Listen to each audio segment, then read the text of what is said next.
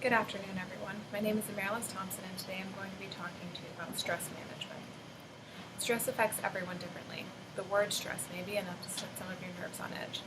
It can also be the result of a variety of triggers, such as change.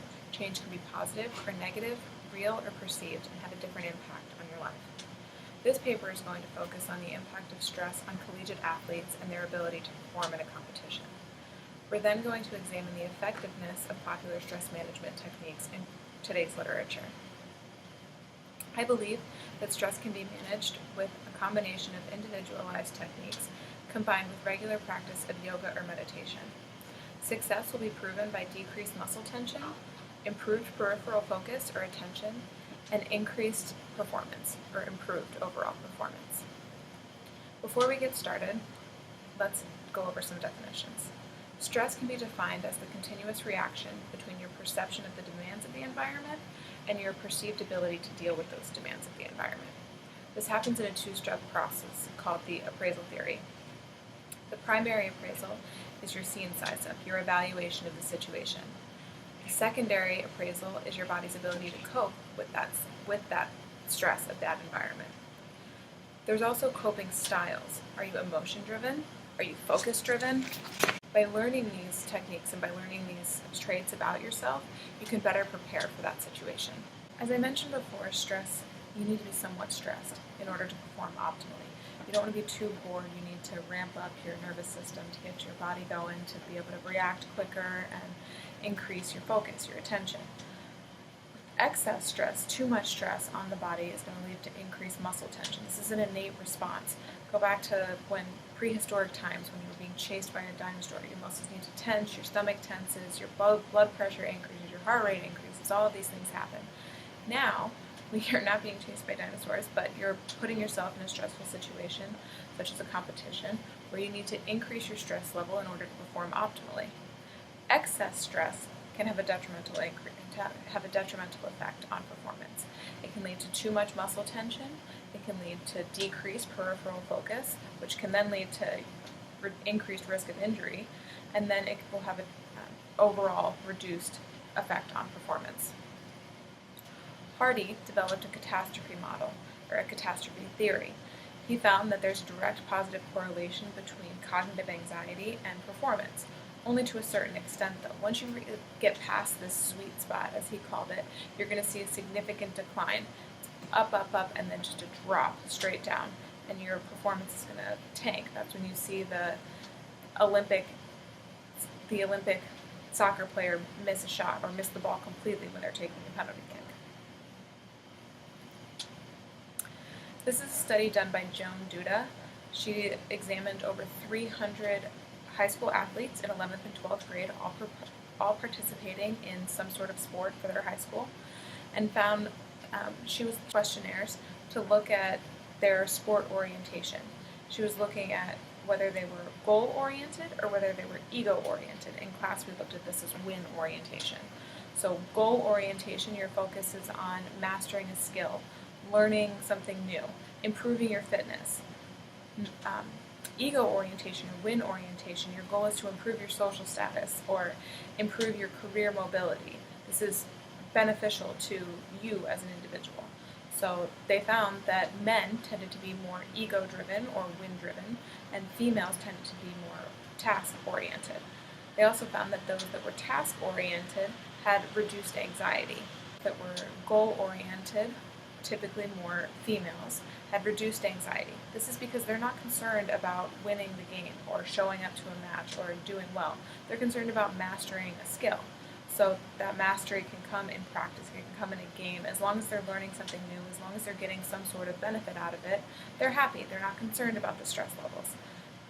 Typically, more men are win-oriented. They're concerned about beating their opponents. They tend to be more aggressive in sport. They tend to get angry easier in sport. They're concerned about the stress of the game. So a practice game might not affect them as much as a state championship or to a more extreme level, the Olympics. They then followed up on their information and looked at the training age, how long they've been participating in sports. So the more elite you are as an athlete, the better you are at controlling your stress levels. So Some of the theories behind this is that the longer that you participate in a sport, the better ability you have to control your emotions. You know what to expect. You know what works for you. You know that if you need to listen to music before a game, shut everybody out, or get the social support of talking to your teammates, amping people up, performing rituals before a game, they know how to do that. Whereas a non-elite athlete or a beginner athlete might not have their routine down, so their stress levels tend to be higher. Tension and relaxation cannot happen at the same time. So you go through your entire body, starting with smaller muscle groups, and gradually increase to larger muscle groups, first tensing them and then relaxing them until you have a full body relaxation. Next is imagery. This is recalling memories, focusing on all of the senses: olfactory, vision, kinesthetic, auditory, and tactile. The idea is that you're going to associate these sentences with different feelings. So if you're stressed in a competition setting, recall a memory when you're not so stressed and think about those feelings. Go through that entire process and calm your body down.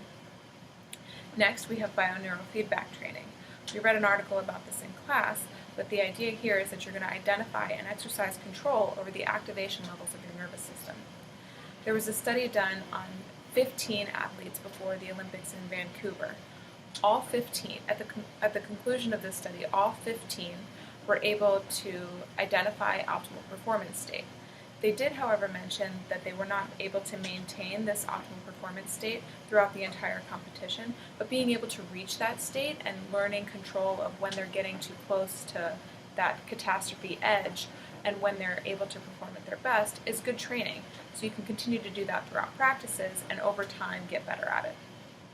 Finally, we have cognitive behavior therapy, which addresses the negative thoughts and feelings associated with stress.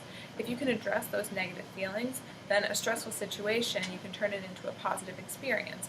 You can start to take away the negative feelings about stress, like, oh, I might mess up, and instead, I'm going to perform better. Research shows that 2% of athletes suffer from debilitating stress. So, let's look at how we can manage that more effectively. My recommendations are participate in physical activity. The ACSM recommends that adults get 150 minutes of moderate intensity exercise per week or 75 minutes of vigorous intensity exercise. We know that there are gender differences. Males tend to see more stress benefits, reduced stress levels, with vigorous intensity exercise, whereas females can benefit and see reduced stress levels with low intensity exercise. Just going for a walk, getting some form of physical activity. The other big thing is social support. Weinberg saw that there was decreased stress, improved coping ability, and a decreased rate of burnout just from participating and being around peers. Whether you're just venting about problems in your life or you're getting away from something else that's going on, you're going to see decreased levels of stress from daily life. Finally, expect stress. Competition is a stressful situation. Huting did a study and found that unexpected stressors were more threatening than expected stressors. Things like not knowing what you're going to eat before a game or unexpected travel plan changes right before an event. That tended to have a more detrimental effect on performance than it raining or something like that. Regularly, and you will see reduced stress from everyday life. Second recommendation is to reduce stress by relaxing the mind. This can be done through imagery, bioneurofeedback training, or meditation. So, starting with meditation, that can be done in a variety of ways. One of the studies that I looked at saw Hatha yoga, which is a style of yoga that just goes through different postures. It actually is a workout. You're going through power postures, you're getting your heart rate up. It is a form of physical activity, but it's the connection of your mind, your body, your muscles, being one with your body and just stepping away from the stress of everyday life to focus on yourself for a set period of time on a regular weekly basis was seen most beneficial to reduce stress. Second is imagery. Like I said, that's the connection between recalling memories and associating them with positive feelings. This can be another form of meditation. Sit in a quiet place, focus on positive thoughts, positive feelings, bring back memories, recall memories, and associate them to different parts of events in a game. Finally, you have bioneurofeedback training. Now, this is most recommended, however, it does take some training. You have to learn how to control your natural reactions. If your heart rate increases before a competition, you have to learn what that feels like and then mentally focus on bringing your heart rate back down. So, like you saw in the Vancouver study with the Olympic athletes, they were able to get to that point. It took a little while. They're also elite athletes, so they do have a higher ability to control their natural reactions. However, even they weren't able to maintain that optimal level of stress throughout an entire competition. Meditation, so just elaborating on that a little bit, this can be done through progressive relaxation, so the tension and relaxing, going from muscle group to muscle group, has been seen to be very beneficial reducing stress. Cognitive behavior therapy was actually the treatment of choice in Small's study, found that compared to other stress management techniques, this type of therapy had the longest lasting benefits of stress. So not only were the benefits seen directly after cognitive therapy, they were seen 6 months and up to a year after the intervention. This just involves addressing the negative feelings and anxiety when it comes to competition. It's very similar to imagery. And then finally, the progressive relaxation that we talked about earlier, going from stress to relaxed, slowly incorporating all of the muscles in the body to relax.